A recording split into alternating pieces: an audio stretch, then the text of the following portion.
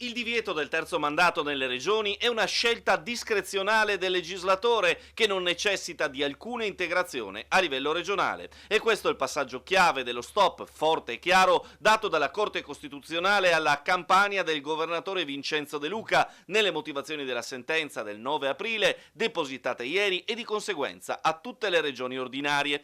Il provvedimento in realtà, proprio per come messo nero su bianco dalla Consulta, sembra avere i caratteri dell'universalità, ma di fatto al momento non contempla le regioni a statuto speciale. Per capire dunque il futuro del presidente uscente del Friuli Venezia Giulia, Massimiliano Fedriga, sarà importante seguire l'esito del Consiglio dei Ministri di lunedì, che deciderà se impugnare o meno la legge sul terzo mandato del presidente leghista Maurizio Fugatti della regione autonoma Trentino. Se succederà, la maggioranza di centrodestra in Consiglio regionale del Friuli Venezia Giulia presumibilmente attenderà l'esito del ricorso prima di prendere o meno l'iniziativa in materia. Della legge del Trentino Alto Adige, che invece ha già deciso di dare questo terzo mandato al Presidente, e quindi questa norma di democrazia, possiamo dirlo, questa possibilità, ecco, di far scegliere i cittadini. Noi abbiamo sempre detto di essere contrari al terzo mandato.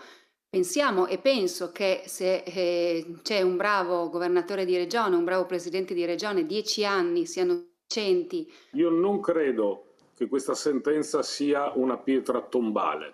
Credo però che sia un macigno abbastanza pesante, questo sì. Se il governo deciderà lunedì, il Consiglio dei Ministri, di impugnare la legge del Trentino, noi possiamo immaginarci di avere una sentenza sul Trentino che arriva alla fine di luglio oppure all'inizio di settembre. Lei lo sta dicendo perché a ottobre scadranno i 2 anni, 6 mesi e un giorno, cioè la metà del mandato Fedriga, limite entro il quale può accadere le cose di cui abbiamo parlato tante volte. La famosa sfiducia, se si forza un testo in aula, viene bocciato. Se cade quindi di conseguenza la giunta regionale, può ricandidarsi Massimiliano Fedriga perché non vale come il secondo mandato, giusto? Nei corridoi, ne ho sentito parlare da moltissimi politici, ma né nei corridoi né nelle stanze qualsiasi siano di riunione, io non ho mai sentito dire una parola in questo senso dal presidente Massimiliano Fedriga. Io non credo che Fedriga farebbe cadere il governo del centrodestra in regione per avere un mandato in più che durerebbe invece che fino al 2028, fino al 2030.